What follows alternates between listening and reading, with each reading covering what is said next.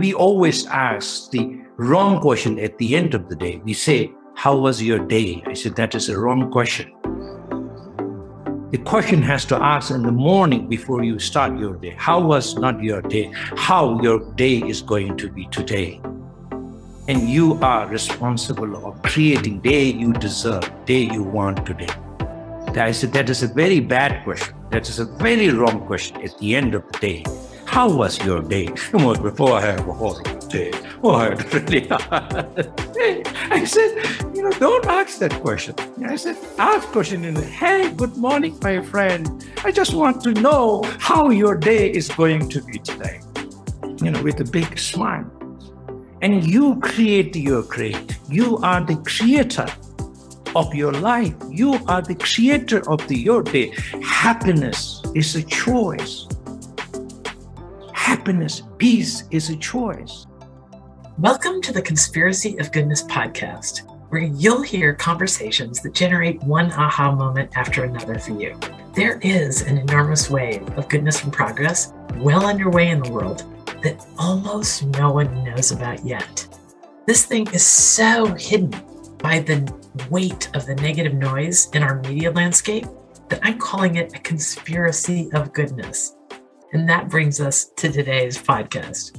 We're here to shine a light on ingenious solutions and give you insights that you need to find and cultivate what you're uniquely built to contribute in your family, in your work life, in all your circles. And here's the thing.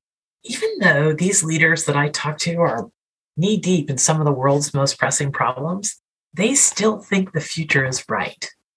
Well, we need to know what they know. We need to see what they see. We need to know how they turn setbacks into opportunities. And then we can take that insight into our daily lives and start seeing a whole new landscape of possibility for ourselves, for the people we love, and everyone else in our circles. I'm Dr. Linda Ulrich, founder of the Goodness Exchange, a global website that has been shining a light on insight and innovation going uncelebrated for almost a decade. The purpose of this podcast is to put a spring in your step again so that you can live with less fear and way more joy. And we can start that right now. Today's interview is with Lobsang Phuntsok. We're going to call Lobsang Genla from now on so that I cannot stumble over my words every 2 seconds. Genla has the most amazing story, which I think is going to come out much better if I simply read you this beautiful story to get us started. Here goes. High up in the Himalayan mountains in northeast India, on the border of Bhutan and Tibet, is a small community and learning center that is changing the world. It's been featured in the HBO documentary Tashi and the Monk. It's a community that springs from the heart and mind of former Buddhist monk Lobsang Phuntsok, who we will refer to, as I mentioned, as Genla. Genla has adopted more than 120 abandoned children from diverse backgrounds of trauma, and he's using a novel approach that's best described as education beyond schooling. To put it simply, Genla and an amazing family of caregivers and teachers are mindfully practicing how we raise children to be adults that we all want to be around. Part of everyday learning are vital skills like growing their own food, running social enterprises that support their community and the surrounding region. They make cooperation and generosity and responsibility part of everyday life. They even give up one meal a week to help the local poor children. It's not surprising that the community is known by the Tibetan name Jhamtse Gatsal, meaning Garden of Love and Compassion. I'm sure I haven't pronounced that right either, but we'll get to that because we're going to hear a lot about this community and we're going to be inspired to bring some of this beauty and compassion into our own lives. So here's how the story has unfolded. After about 16 years now, the reputation of the school has caught the attention of government leaders in India and other school leaders across the globe. And experience tells me that with the kind of interest that's happening here, there are going to be some real impact from the methods that Genla has discovered in, again, raising children that become adults we all want to be around. But before we leap into that conversation, there's a little bit more about Genla that I'd like you to know. Genla himself was abandoned at birth.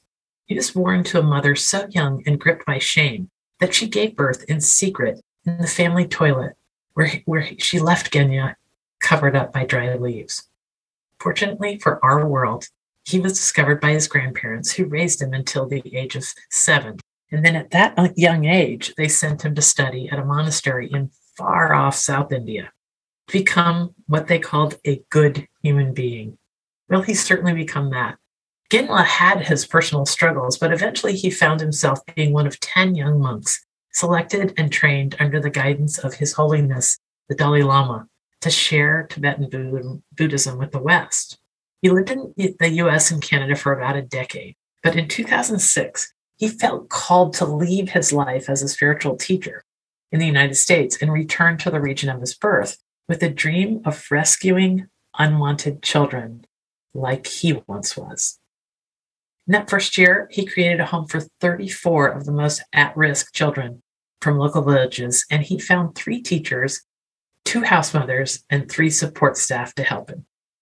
In this film, Tashi and the Monk, which I urge you to watch at your earliest opportunity, it follows the school's newest arrival, a wild and troubled 5-year-old girl named Tashi, and she learns what love is and how it can help her heal. It's an absolute joy, and it will be full of private revelations for you about hope and love and change. We hope you enjoy this conversation with Genla, and this interview has made both my producer and me feel like anything's possible. So thank you for joining us. Let's start off and meet this wonderful human being on the planet who has so much to share with us. So welcome, Lobsang Phuntsok. And I'm sorry, I'm going to call you Genla, if that's okay, through the rest of the interview. Totally fine.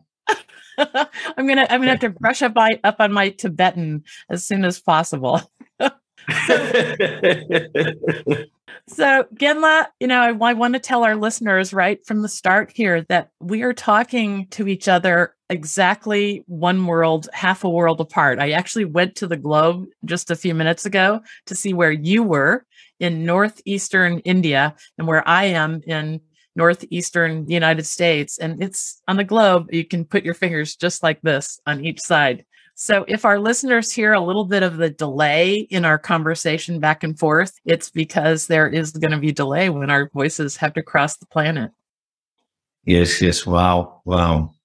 That's Happy amazing. Yeah, it's amazing that, the technology, as I mentioned, I think before internet, we are geographically very isolated in the foothills of the Himalayas. And now the internet is something truly a magic to talk to you directly from this remote place to America. So honored to be on your show.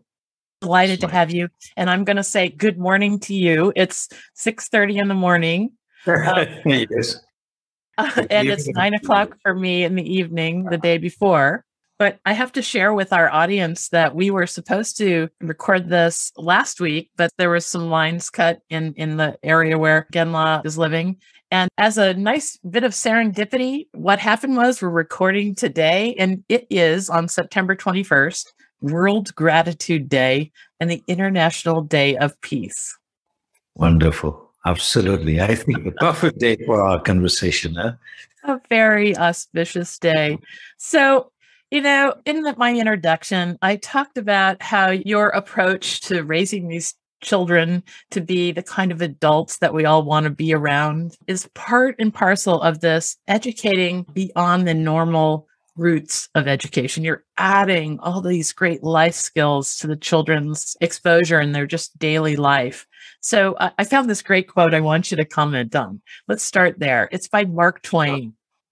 Mark Twain says, "I have never let my schooling interfere with my education." Talk to me about this expansive idea that you have for the future of education for all children. Very deep question and very meaningful question. I think my background of education is very different because of my life situation. I grew up in a monastery from a very young age, and the education system or the purpose of education is very different from what education we have today.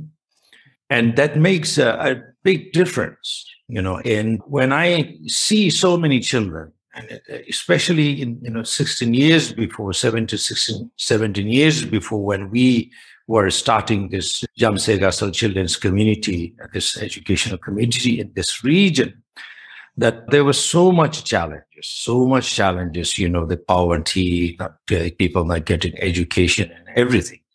But eventually, that as I travel more and meet more people, we all have similar challenges and all over the world. It doesn't matter when you are in the US or where you're in Europe and India and Southeast Asia, wherever you are. When I think about, then that is where I started everything, thinking about it. What is the purpose of education and what kind of education we were talking about? Why we need to educate ourselves. Today, it is a 21st century. We were talking about the inclusive education. I think it is the UNICEF's, somewhere I saw that every child has a right to the equal education. What really I see is when we talk about it, every child, but if we look at one child's area or scope of potential or competence, and think what percentage of potential and competence we are trying to develop and nurture. Very tiny and a fraction of area that we are using. The education itself is not inclusive right now. The curriculum is, And the philosophy of the practice of Jhamtse Gatsal, what we call three essentials. The three essentials are educating heart, educating mind and body. Educating heart, mind, and body. And that is what we feel very important to now include in our education. So absolutely, I think our schooling has actually limits so much of. And so much, I think our infrastructure or our curriculums are limiting the growth of the holistic human beings. This is my observation. Again, I could totally wrong. My observation. Well, I think you're right. I've been noticing that over the 10 years that I've been writing and interviewing people about great things happening around the world, I keep running into these very novel education advances, like holistic systems, like you're doing, but in unusual places. There's one in Haiti, much like what you're doing. It's completely independent, influenced by the outside world, and they've come upon this same notion about educating the whole person to behave in ways that we all want to be around. And then there's the people who introduced us, Zoe Weil and Steve Cochran's project about raising what they call solutionaries, children that automatically live to create solutions in their lives. I'm sure there's countless others. Do you think that what you're doing is part of some thread of consciousness that's just ready to rise finally? I think we are reaching to that point that people are realizing that there is something wrong with our education. And I think it's a very good start. I feel very optimistic and hopeful. Maybe 20 years ago, I don't know, maybe 30 years ago, we talk these things, people might not listen. I remember when we talk about even compassion and love, people are very uncomfortable about, And when I lived in the US, when I visit to certain schools, they want me to come and talk to the children, but they will always, people will stop me and they will say, Canada, please don't use the word love and compassion. Instead of that, can you use kindness and care? And I remember, wow, in America, you are so open to talk about violence and guns and war. You don't mind when, your whole Hollywood movie is like showing a lot of violence and scary things and guns. And you don't really, think this is kind of not right thing to do. But when we think about talking love and compassion, you guys become very serious about this. So now you see people are open to this. People are at least open to listen and willingness to understand this better. I think it's a really exciting time. I think it's something I feel very hopeful and optimistic. I agree. I think many of us have had just enough of the negative noise. That's what I call all the background of negativity, just noise. And if that's what fills the backgrounds of our lives, it's like trying to think when the fire alarm is going off. You just can't think straight. Absolutely. I feel it's the education we are talking is a very sort of reactive education. So sorry for my English. I'm trying to put this in a more clear way. What I mean reactive is we are teaching our children to act in response to the situation rather than teaching them to create the world that they deserve. So it's a reactive education. And you see so much anxiety. We have a huge problem of now the mental health issue all over the world. In India itself, I saw the report, in every 42 minutes, one child commits suicide due to the academic distress. It's shocking. Then I also talked about, if we pay attention to maybe exercise, some sort of exercise, if we make the 5 global issues that we are facing in our world today, top 5 global issues, and we could just go and Google and research and see what are the 5, the global issues we are facing today in the 21st century. And you will see all of them were actually not the natural. Those are created by humans, man-made problems.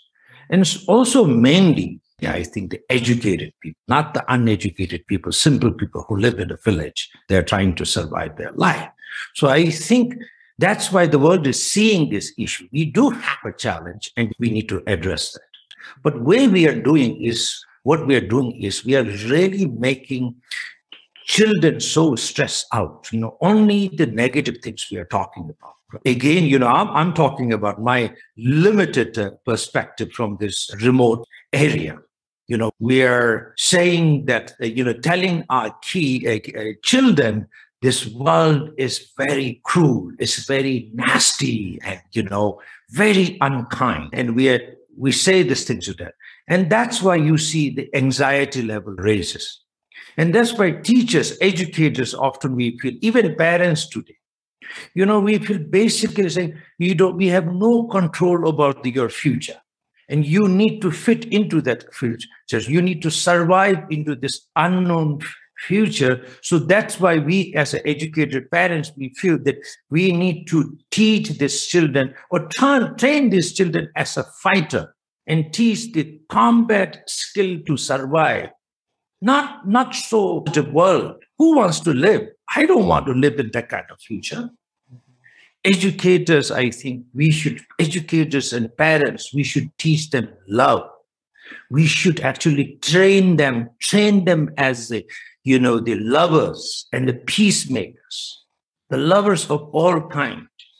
We should not make them a fighter of their future. Teach them love, train them as lovers of all kind. Teach them a peacemaker. The most important, teach them how to love themselves and how, the lover of their own life. If we could teach that, that is what I feel. This is our primary responsibility as a parents and as a teacher.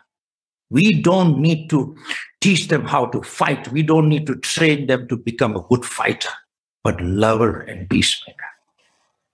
And if we can do that, I think that is an approach that we will see. The future. The future belongs to children, and we need to empower that way. Future. They don't belong to the future. The future, we are what experiencing is created by our own generation, this generation. But the future, we don't determine their future. I think they will determine their future. So future belongs to them. I think that it depends on what kind of education we give it to them and what kind of the future generation we want to see in this world. So that's why I feel now the conversation wherever we go, very hopeful and, very hopeful. I feel that very hopeful. Yes. Yeah. I was recording a small little helpful video today where I asked people to think about how often they're making decisions out of love or fear. Like, how often do we react all day long? As you say, reactively. We're just running and reacting, following our emotions over a cliff.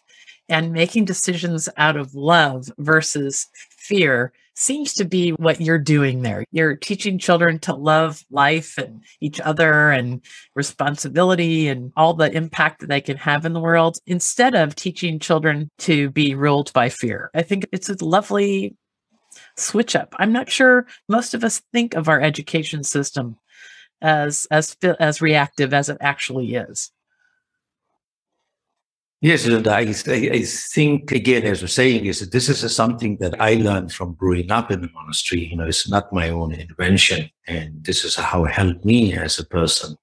I'm still on a journey to becoming a better human being.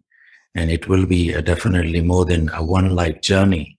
So as a Buddhist, this is a privilege. So I put on my to-do list for the next rebirth. So things I cannot do this lifetime. So you have to complete the next lifetime.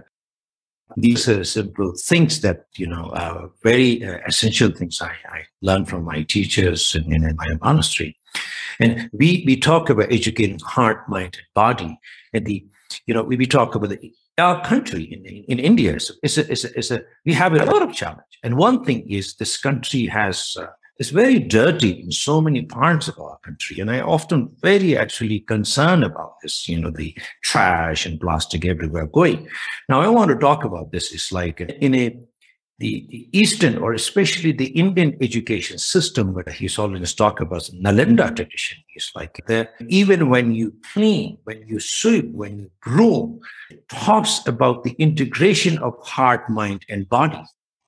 Such a simple thing. People ask me, what are you talking about educating heart, mind, and body and harmonizing or integrating these three energies together?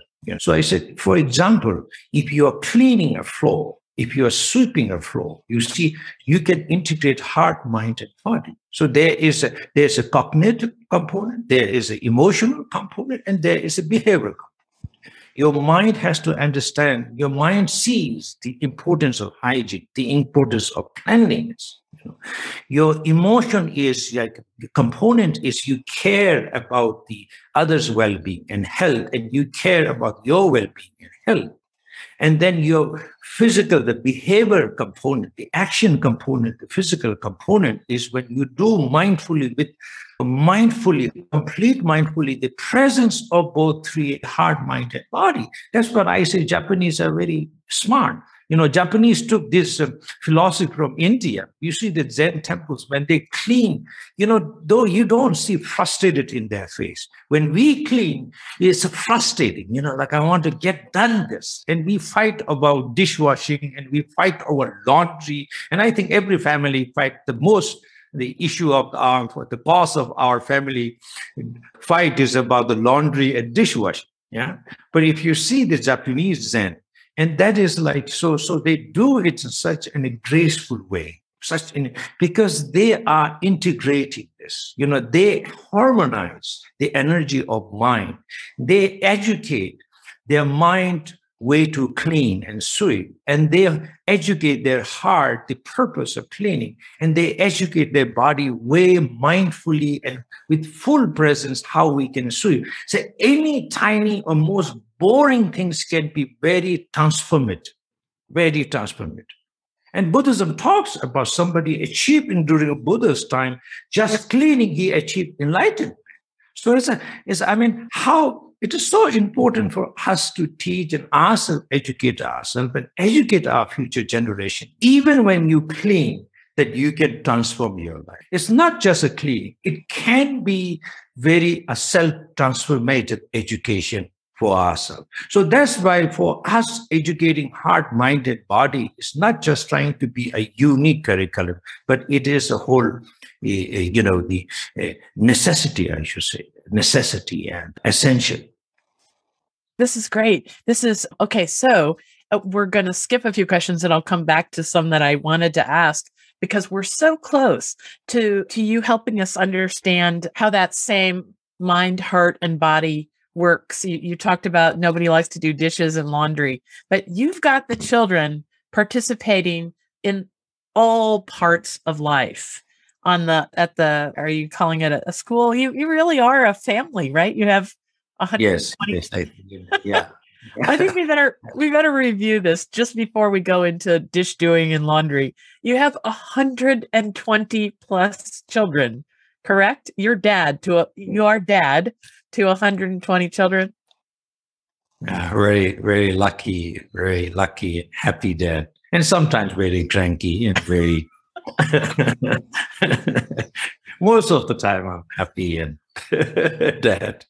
Well, before we go into that laundry and and cleanup discussion, you have this great metaphor, Genla, about how we could look at raising children like a gardener, and how we would look at them all with possibility if we thought of our family like a garden. Yeah, Linda, this is a beautiful question again. Thank you. You are. I really appreciate this. Most important for me is my own self reflection. We don't sometimes, a lot of the times, we don't really walk the talk, and we preach, but we won't practice.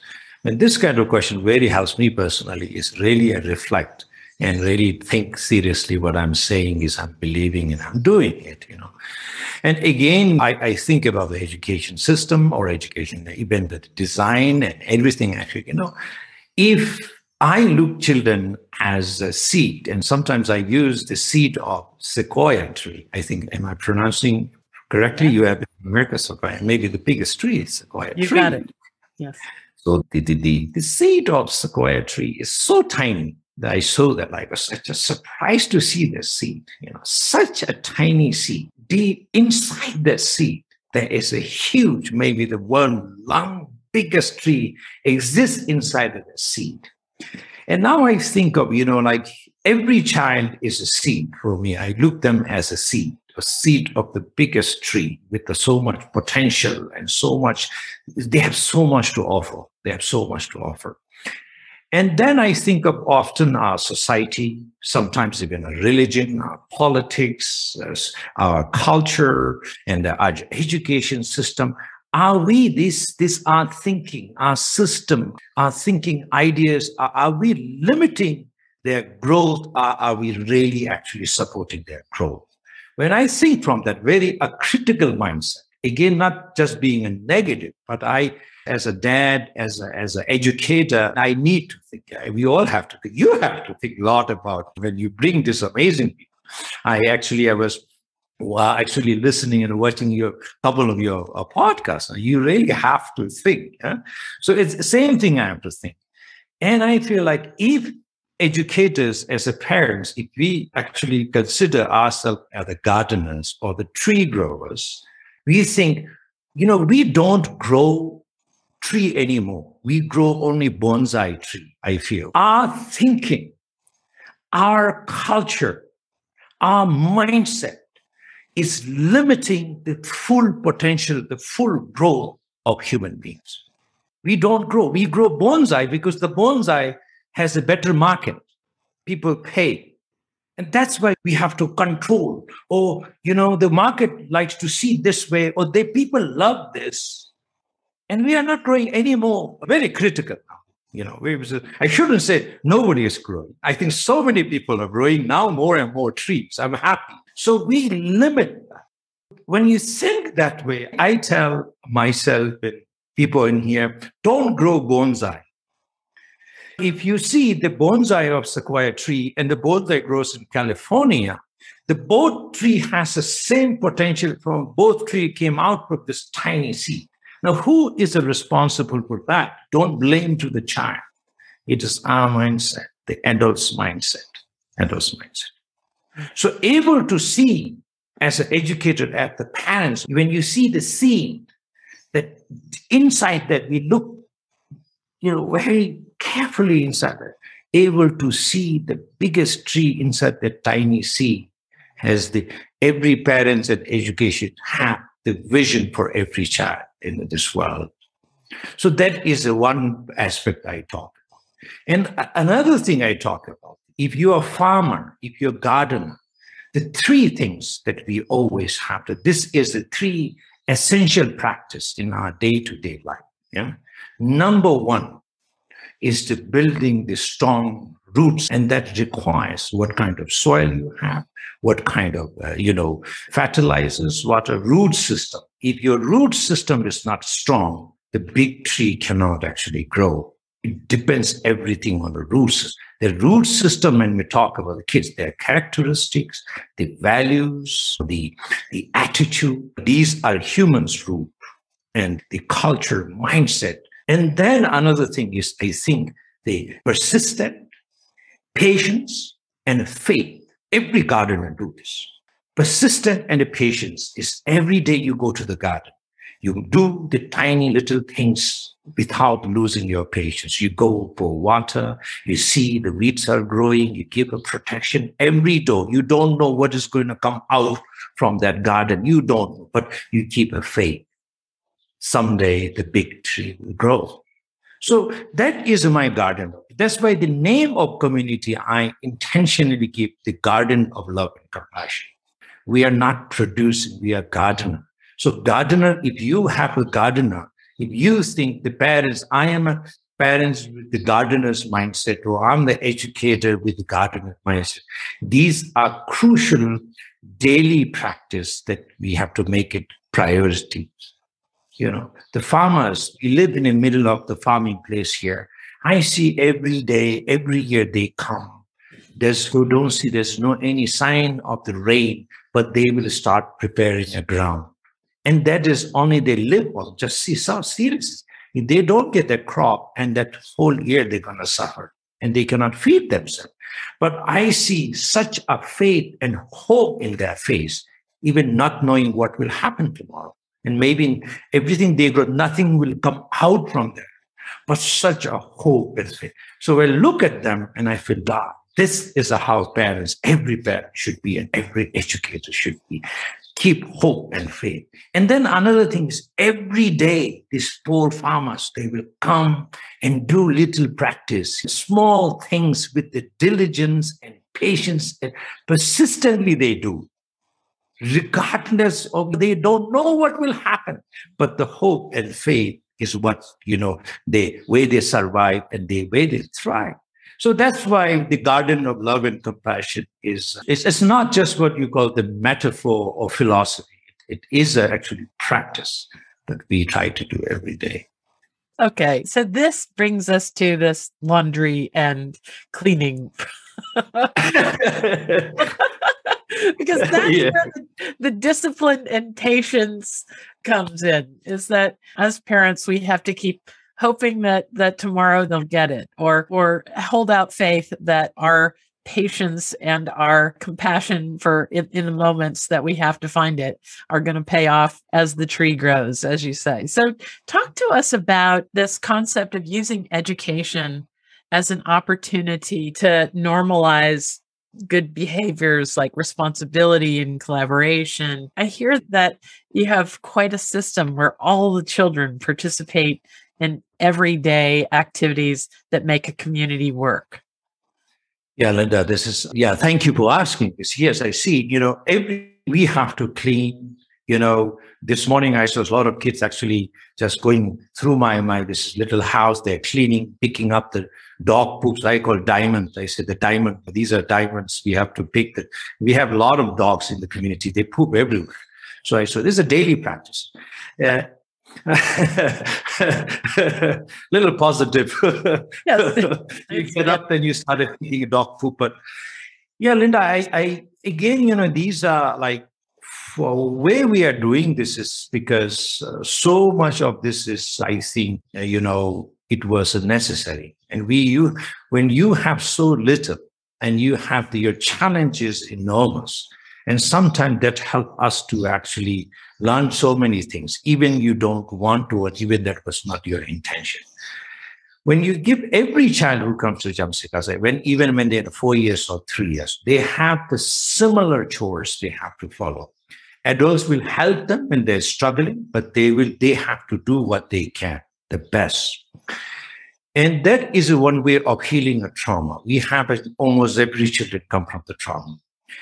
Cleaning and gardening and doing, and especially taking responsibility, is a very empowering, and itself is a big therapy. And again, that is accidentally we are learning more and more. And kids with the challenging behaviors, you see, when you give them a responsibility, they see, wow, somebody trusts me. It doesn't matter they do a wrong thing. Again, the result is not so important at this time for us. The process is more important. And then eventually when we see some of the very challenging kids when they are going through so much, and sometimes even we give them the younger child as their little sister and little brother, and we ask her, to him, please, this is we assign intentionally, each family will assign, they will have bigger sister and bigger brother. And then for even him or her, they will have smaller sister. So everybody is there, a lot of layers.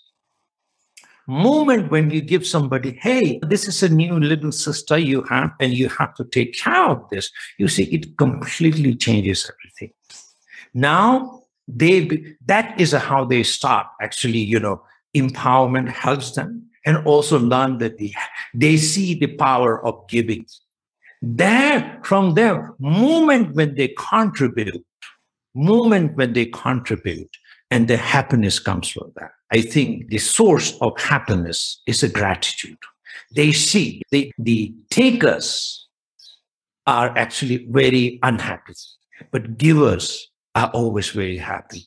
So these little practice for us is, we don't have, again, resources, Linda, and money to bring the expertise, the therapists and psychologists in this region. Even we have money, nobody will come. So these are certain systems or the practices that we need to figure out how we can help children to heal and also learn the certain disciplines. And at the same time, we get done a lot of the work without hiring people for cleaning. We don't have to hire cleaning people. So we get done everything. We don't have over 100. Now we have total like 150 plus, including adults. We don't have any laundry machines. We do by hands. And it's a huge human machine. You get done so many things. Well, that human machine, that's such a great word. That's how people succeed in groups all through human history. It's a human machine is what has always brought us through. Yeah. I would like to quote this. I love this quote from Dr. Martin Luther King. We talk about cleaning is so important, and sustainability and waste management is one of the key practice in our community. And when we're talking about the tiny things, doing the laundries and cleaning your space and cleaning yourself, and how important, one of the most important, again, is a discipline, building the habit. And because once you build habit doing this, whatever you do harmonizing all three energies together is become very powerful. We can say, I love you just from the mouth, but we know when we can say, I love you from body and heart and mind, and that love, the impact of the love is 200% more than just saying from your mouth. We all know that, but we don't teach this to children. Can we say, I love you? How your body can say, I love you. Your body can say, I love you. Your mind can say, I love you. Your heart can say, I love you.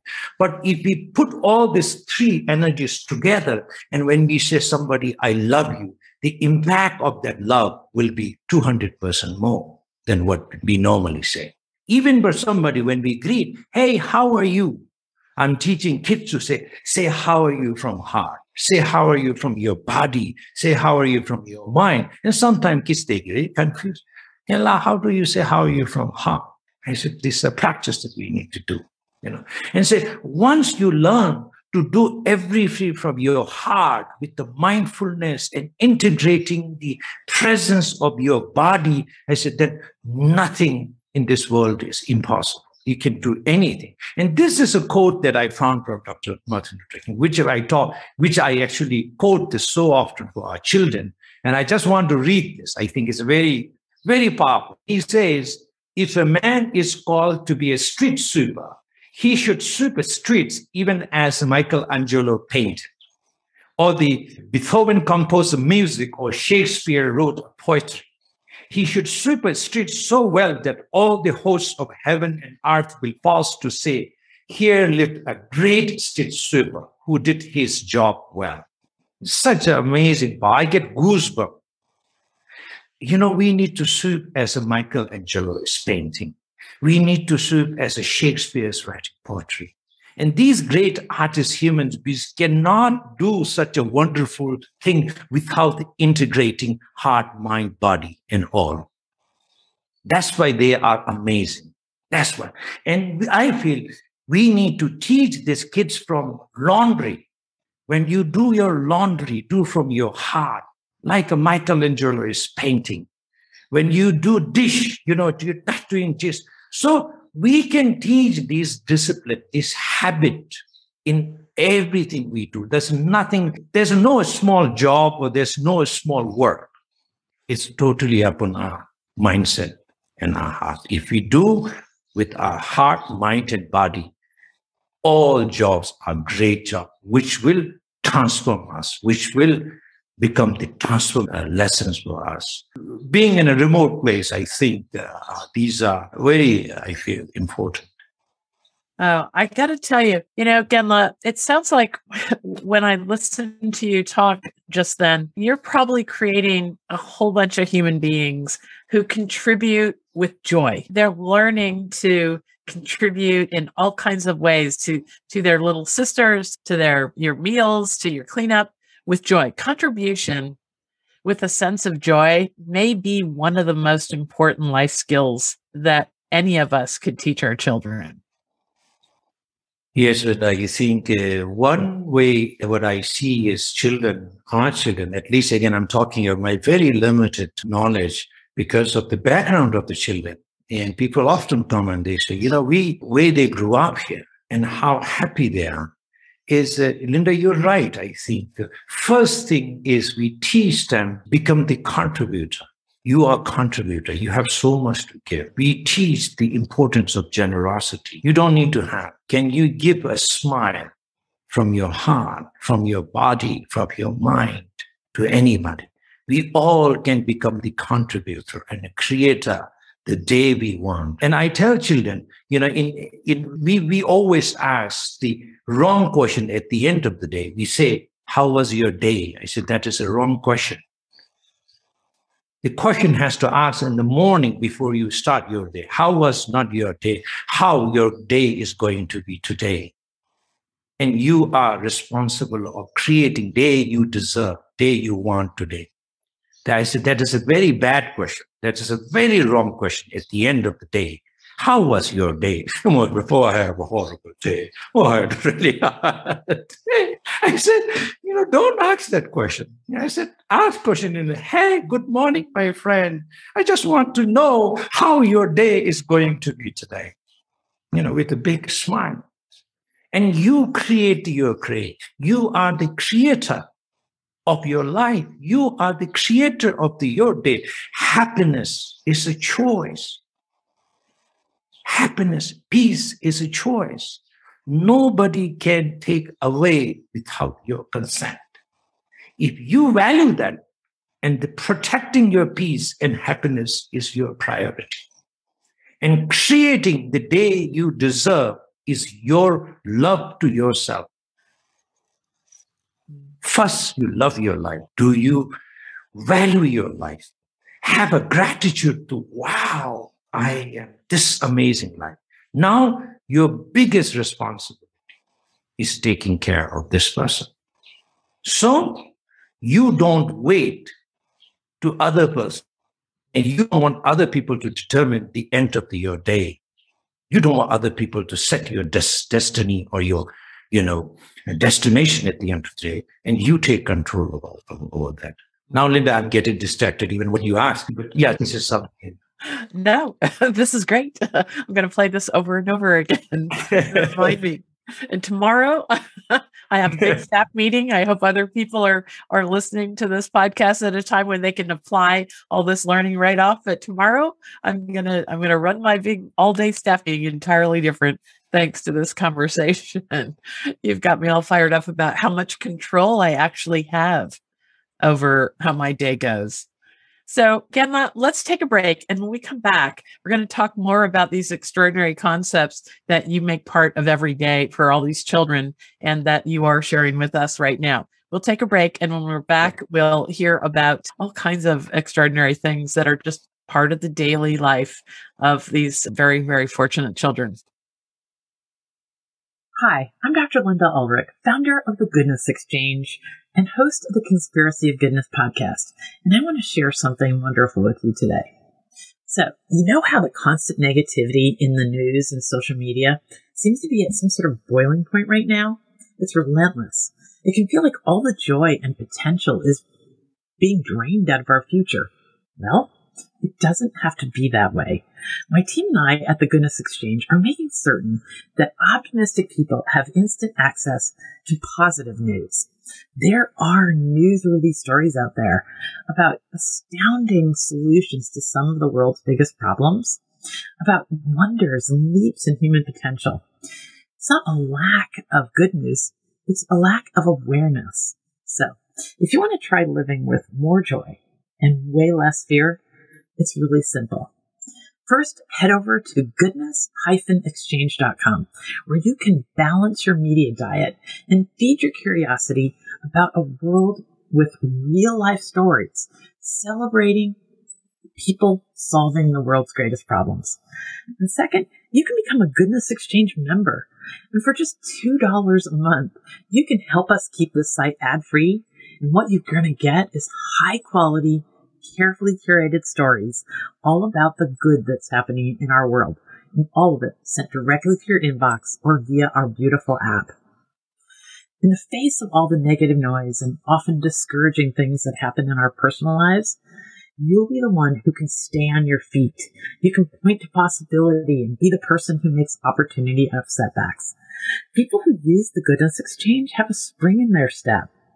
Every day they radiate joy and confidence because they know far more about the complete picture of what's going on out there in the world. You can do more and be more in a positive way for your kids, your coworkers, your family, and all the people around you, because you're going to be filled with stories of goodness, remarkable, ingenious solutions, and progress. Super simple to open the door to a new landscape of possibility for yourself and others. Just get instant access to what's right with the world and leave all the negative noise behind. You can use it every day by heading straight over to goodness-exchange.com/join. And you can get 14 days on us when you sign up for this membership. Thanks so much. We hope you'll join us in making the world a better place. There is a conspiracy of goodness going on. And if you're listening to this podcast, you're probably part of it. All right, we're back. Thank you so much for joining us on the Conspiracy of Goodness podcast today. Today, we're speaking with an amazing father of 123. I don't know, what is the number now, Genma? Maybe 123, I don't count anymore. So it's a little bit embarrassing. Genma is the head of a very large household in remote northeastern India on the border of Bhutan, where he has taken in over 120 abandoned children. And he and a very lovely family group of teachers and caregivers are creating an education model that has now really attracted the attention of the world, because you've been at it now for 16 years and you've got college kids now that are out there in the world. Your children are making their communities better with some amazing projects. And I want our listeners to hear more about some of these extraordinary concepts that you're just making part of everyday life. We talked about the joy of contribution that becomes just part of living. Talk to us about this great concept that you're doing with the recycled plastic. You're teaching the kids to be sort of social entrepreneurs, and it's actually really catching on. Yeah, Linda. Again, I think you quoted such a wonderful thing at the beginning of, I think, Mark Twain's quote, I never let my schooling interfere my education. I think, again, my observation, is why we have sometimes we have a broken society. We have so much challenges. We have a broken society because we have a broken adults. We have a broken human beings. We have a broken human beings because we have a broken education system. I feel the only hope we can fix the challenges we are facing right now and to prepare the better future is through education. I strongly believe this. I strongly, more than religion, believe the education. The education this is where we need to I think. So that's why we talk in Ali, are we growing, if educators are the farmers or the tree growers, and we need to ask out, or the parents, I think parents at Jhamtse Gatsal, everybody is an educator, everybody teacher of life, we call it. The driver, the cook, the masoners, everybody masons people, they are all the teachers here. And as educators or the parents, are we growing a tree or are we growing the bonsai tree? And that's the welcome. And that's why, we need to understand the bigger picture. The holistic approach is very necessary. I don't want my children to sometimes, in the future, some of them become a professor or the lecturer or teachers and go and teach a school about the importance of the waste management and climate change, while they are the one of the problem maker. And I don't think that is the right thing to do. And these are the problem you don't teach and tell other people, but these are the practice. We have to make these a daily practice and have to make the priority if we want to really deal something with the challenges we are facing, climate changes or poverty and everything. It cannot be meet once a year, and it cannot be just create one project in a school and think that we are doing a great thing for the service. So I believe it has to be the practice. It has to be the daily practice. So for me, I don't look this as a project or don't look this as something additional doing. It's a part of our life. This is the way we should live. So when we first start the Jhamtse Gatsal Children's Community in this remote mountain, one of the most amazing things, beautiful things, I love it, like just nobody there facing towards Bhutan and Tibet. And there's 2 rivers coming and we are in the middle. And one of my friends told me when he visited, I never forget, I said, he gave me some amazing wisdom about the place should be cleaner than something like, maybe my English is now, the place should be much cleaner than before or something when you leave or something. You have some phrase in English. Yeah, I think leave it cleaner than when you found it. Yes, exactly that. And I don't feel that. Even we came here, I think we create so much mess. We create so much destruction. Yeah. And then sometimes we talk about it. One of our conception, my colleagues were saying, we want to protect the earth or save the environment. I said, that's a human ego there. You don't need to protect the earth. Earth knows how to protect itself. We are destroying. We need to protect our destructive mind, our destructive and negative mind. If we control ourselves, the earth will take care of itself. Environment will take care of itself. So we need to discipline our behaviors and way we live. So the plastic, when we started this, then we made it like this community will never throw out trash and be clean, and we will only go organic, and we never allow any sort of chemical fertilizer inside our campus. And always we grow the organic vegetables. Most of the vegetables we eat here, we make wormy compost, natural compost. So these practices are, and now we are working more and more on the rainwater harvesting and the solar energy, how we can sustain and natural buildings, everything. Now the plastic is one of the biggest issue again. So we make a commitment on actually the birthday of one of my spiritual teacher, Samdong Rinpoche. It was very significant. He advocates a lot about the environment. So all the community members and children came. We pledged on his birthday to honor his wisdom and his guidance and his compassion. This is a pledge for my guru that this community will actually become a zero waste community in some way. So in order to become a zero waste, we need to first deal with the present current challenges we face. So many plastic. And we started doing, and now suddenly in 2 years, we have been doing a practice, and suddenly so many people got, even the armies. We have so many militaries because there's a border area up in a mountain. And now armies, generals, they visited here, and now they are actually sending all their plastics to here. The women's group, the students in every school now, entire district, the school head that we are meeting, and all the plastic we are collecting, and the different NGOs. So now our goal is to the entire district that we want to make it plastic free, the district. And we are doing a research and a lot of the things we are learning. And if this model that we want to go to the entire state, big ambitious goal, how we can actually create the entire our state is a plastic free, a zero waste state, and then replicate, go beyond that.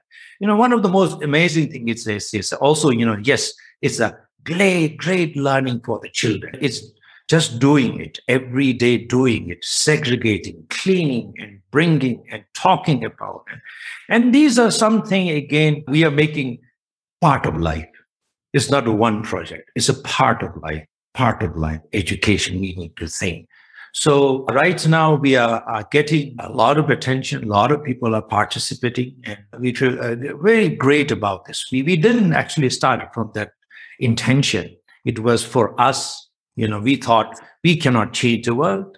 At least we cannot control the world. We cannot change the world, but we can control our behavior and we can change our life.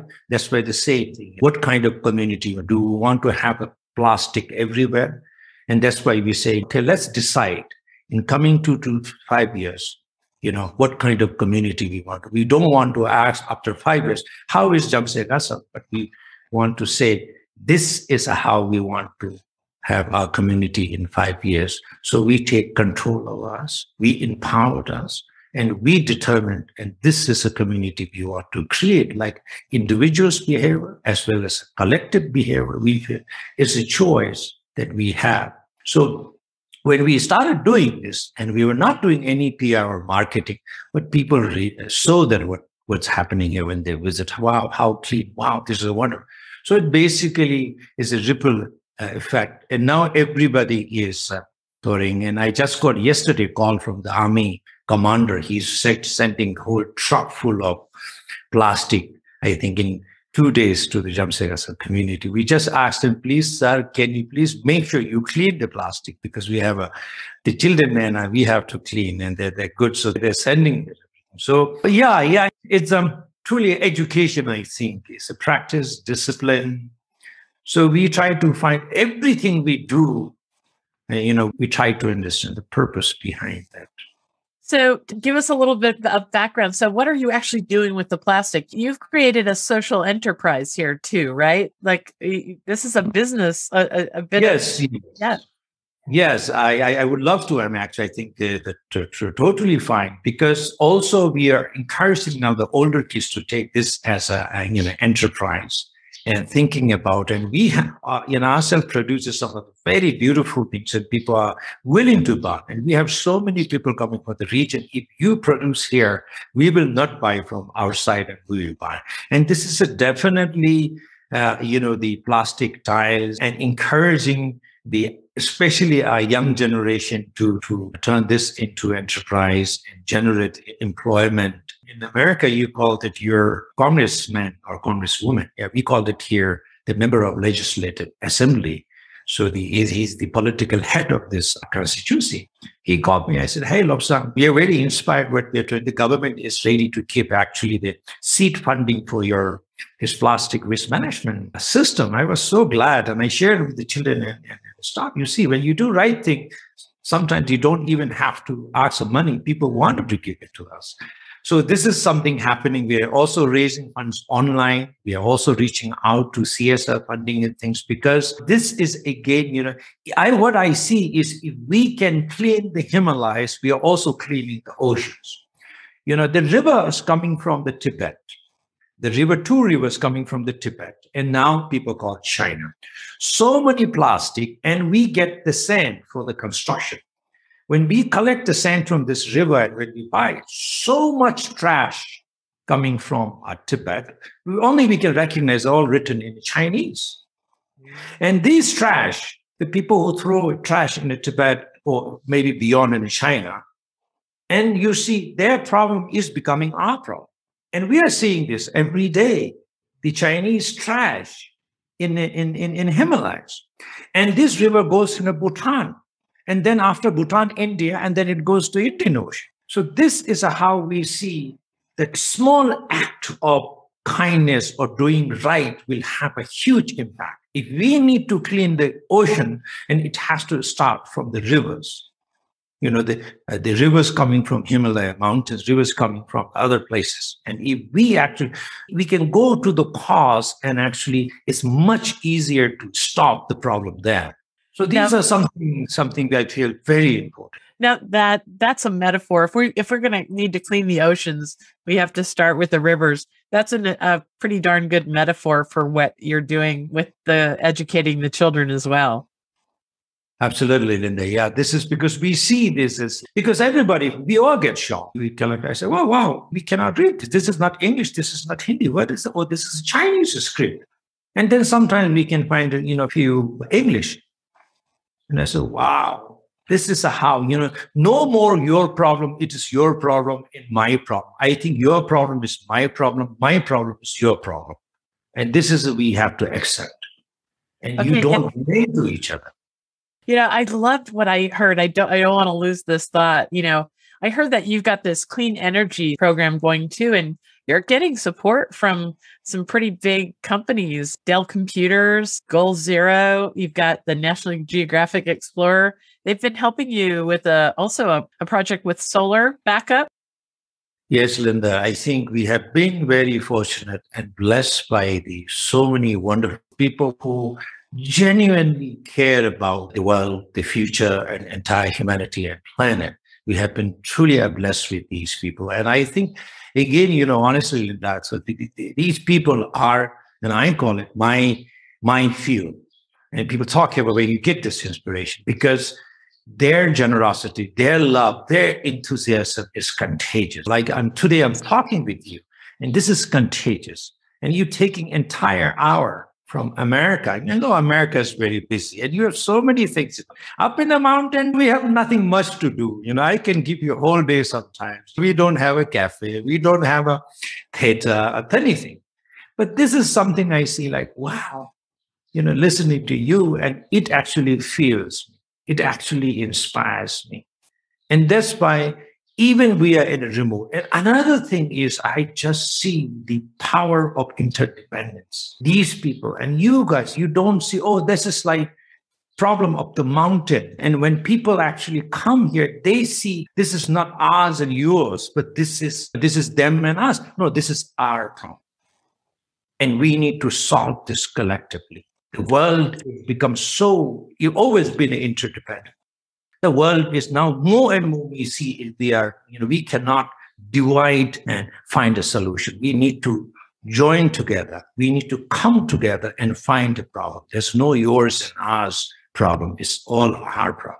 So that's why I think I'm so grateful that even we are remote, I don't think they get a lot of publicity. I'm sure if they do this in big city, there will be medias, there will be people seeing this. It's like sometimes nobody comes to this mountain, but I see the genuine concern and the true care about this thing. So yeah, we have been lucky, and everybody, anything we try to do here is people like you guys, who is trying to support us, who's trying to share our story with other people. And this is our fuel.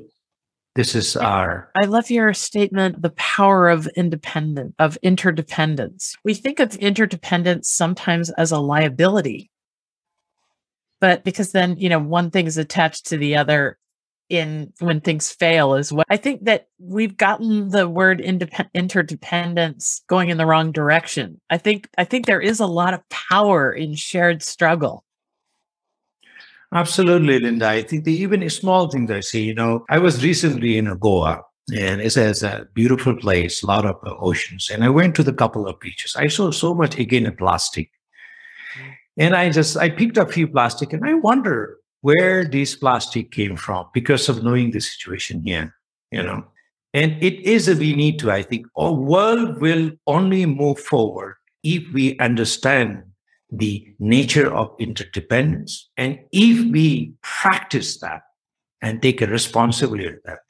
If people want a clean ocean in Goa, and people should also take a responsibility of cleaning the trash and in Himalayas, in the mountains.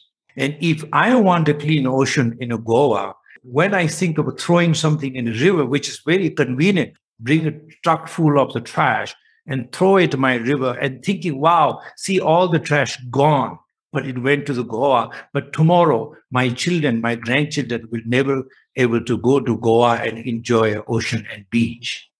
So this is a very simple as this. If we understand that, and then we take a responsibility, we see the bigger picture, and everything we do, we understand. Every wrong thing we do, we understand the consequence of negative impact. Every right thing, even small things, you didn't throw your wrapper of your chocolate, you didn't throw it, you might be, what a big deal, but you make a huge impact of big impact of cleaning ocean, not trashing ocean. The people people go to the beaches, they enjoy because of your responsibility. That is, I think, very powerful. That impact on others and how the small things, I'm always telling people, you don't have to go out and save the rainforest personally. You can just do what you can do right in place in this moment. And if we all did that, that kind of snowball of goodness and progress would just change the future entirely for all of us. There's a small practice that I think is probably a large practice, actually, that you teach the children about skipping one meal a week. And it impressed me about how that practice is so expansive for the local children. It's one of those one small thing equals one very large thing. Tell us about that. Yeah, Linda, we have this program that we bring our kids to the less privileged the schools and also in the villages and see. Is a program that we do as much as we can. And one time our children, I was with them and they found there was places that children don't have even 3 meals. They often actually just have one meal and they study and think. So you need to actually come up with a solution. It's not just you write things and your solution remains on your paper, but you have to follow up with the action. So this is basically, I think, so was talking about solutionary something, you need to find a solution. And it's not just an educational trip. Normally, people do. They go and, great exposure. And after that, okay, 1 month, we are done with this program and we don't follow up with. So this is, we make a commitment, a lifetime we have to follow up, when you do something. So this is, again, a discipline. So we found it. And when I came back and we had a discussion with the older kids, actually, these are the older kids. And how are we going to do? So one thing is a clean water. They didn't have a clean water. And they have another thing is a food and all these basic things. And then where are we going to get money? And the children, of course, they said, we're going to do fundraising. And they know being in a Jhamtse, we can do online fundraising. And that time I talk about there are 2 kinds of compassion. The real compassion and inconvenient compassion and convenient compassion. A lot of us practice convenient compassion. I give example. I said, if I go to good restaurant, my favorite food, I will order because I'm very greedy. I order. And at the end, I couldn't eat all. And then I said, please pack this because I want to give to some poor people, actually. And now I'm giving that out of my guilt. Oh my goodness, I'm wasting my food. I'm not doing any favor to the person. It will, my practice will have impact, but my intention is not to actually help that person. Actually, I am actually helping myself to reduce my own guilt and the wrong practice. So I said, often we do this. So I challenge children. I said, do not start your practice of compassion, inconvenient practice. Real compassion often is very inconvenient. And think about that. So we basically had a few rounds of the meeting, and then we come up with the question, can you really give something you really love when you love somebody? can you let go of something you really treasure and give it to a person you love? And that was a big question for us. And children said, yes, if this is a true love to the other person, I can let go of things I treasure. I can give the things I love, person I love, because I love. That is the power of the love. And then we asked, what do you guys love every day? I think become a food. So we had a discussion of what if we give up one meal? We started from every day, can we give up one meal? No. Can we give up one meal at the 2 days? No. As then everybody feels, oh yeah, one week we can give up one meal. Every week we can give up one dinner. And we all got together, entire community got together. I said, yeah, this is our impact. Now, Zoe, here, I want to explain this so now we are still practicing. It's been more than now 5 years. So every week we have a no dinner day, and we collect all our rations and everything. And we actually give it to children who don't have enough to eat. Now, here is I said, it has to be a dual purpose. One, you actually feed the hunger, but second is the self-transformation. How is going to transform you? Not defeat your ego. It could go in a wrong way. Say, hey, look at us, how kind we are. And if you feed the ego, it has a negative impact. Person who is receiving your generosity is definitely benefiting. Now they have an extra meal. But we have to make sure it has always a dual purpose. Don't make this to feed your ego. You are feeding hunger, but if you make it to feed your ego, that it has a negative impact on you. So how we do, again, integrating heart, mind, and body into a reflective and transformative learning is, again, start from the hunger. Suffering and pain can become the cause of compassion. And it often, if we pay attention, if we can utilize, it's a not bad thing to have pain and suffering necessarily. So the first week when we started, everybody has the pain and suffering in their head. It was not really real. Oh, what's going to happen? I think somebody's going to fail. I think my stomach's going to make a weird sound and pain all up here. I said, that's a process. Very good thing. I said, pay attention to the transformation of your physical body, your mind, and your heart. So first week, we have a lot of stories. Oh, my God, I couldn't sleep last night. Oh, it was painful. Oh, I couldn't complete my homework because I'm not having dinner. So we all say, just pay attention. And now we are able to see the real things, what really is the problem. Eventually, that discomfort, people were able to go beyond the discomfort, and there's no suffering. And then it turned into a joy. It turned into a joy, and it turned into a joy, and the cause of, the cause of the compassion. And now, what they're saying is they want to do more no dinner days. And we reached to this point. And now kids and staff are talking, wow, I feel great. Next day when I skip dinner, and if energy-wise, I feel great. How your thinking is changing, how it's impacting your physical sensation, observing that. And then finally, your heart, what is happening? Are you feel more joy giving, or are you feel more sadness because you're giving up? No, because joy. We want to do this more. Wow, this is now. So this is I think now the 5 years of, and I also enjoy. I try to skip more meals, and sometimes I don't. But yes, it's a very beautiful for our children. And again, another thing is, you see, every children that they see, I don't have to become a billionaire to change the world. I don't have to become a billionaire to feed the hunger. I don't need to become billionaires to solve the challenge. I can be the problem solver. I can make a change. I can make a difference. Just being who I am.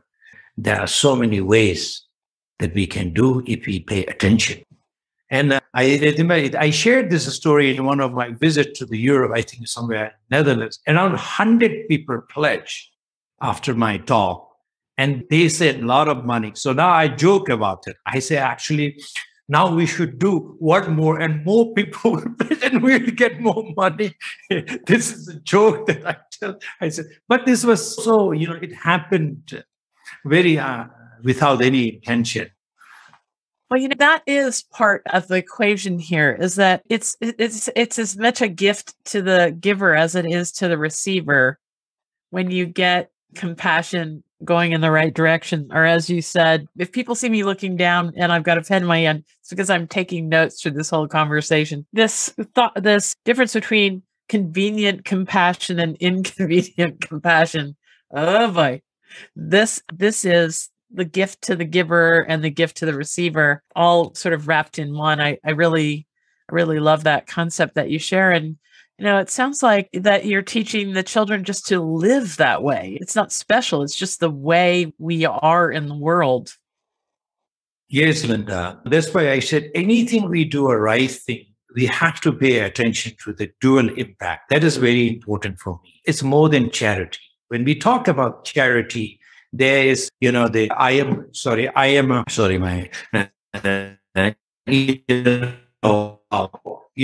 give you and you receive. But in a real practice of generosity, there's no higher and lower. Because often the givers has to thank the receivers of giving that opportunity for the transformative change in their life. So in a charity practice, people don't do. In the practice of compassion, whenever we do right things, it's not that the impact we're making on other person, but more importantly, we have to see what impact is happening on us. And that is a way to change. Yeah. Otherwise, that's what I say. If you don't do this, maybe we are not feeding poor, we are feeding our ego. That's why sometimes I feel people like big business, and sometimes I feel, something people like, I don't know, people like, they like poverty. They like poor people. But we don't love poor people. Yes. If we love poor people, whenever we give something, I think the giver has to be more, has to have a more gratitude because of this opportunity. So for children, for me, it's very important, not just giving one meal away, but more important is to observe and reflect what are happening in your life, how it's changing your life is more important. So it's a practice. It's a practice. So much of this is a practice. I want to wrap up for today. We didn't even get to half our questions, so we're going to have a part 2, Genla. Okay. Thank you so much.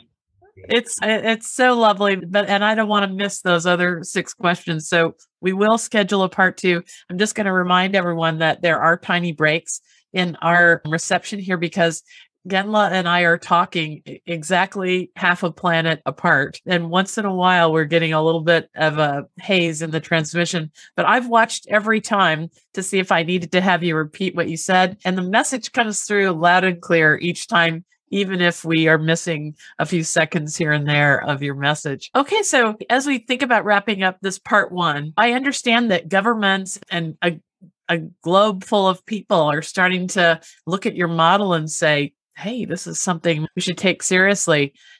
Tell me about your hope for this model being something that can spread through the world? Talk to me about what's next.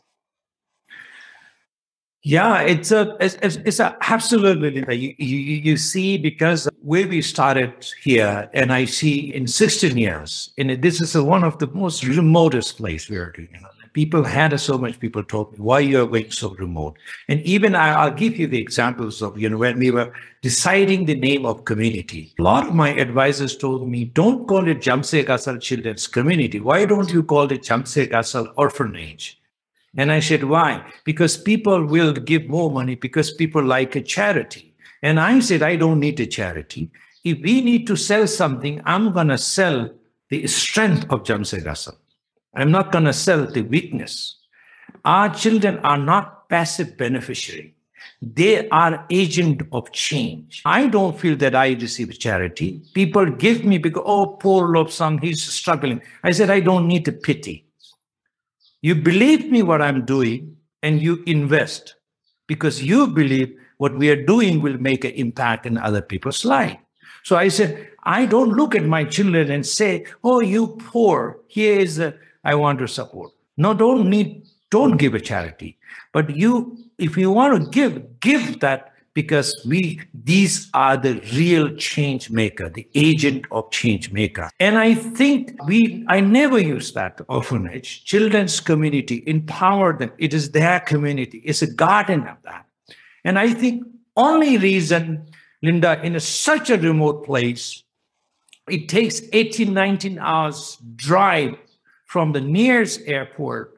And even, after reaching this, we are on a most remote location.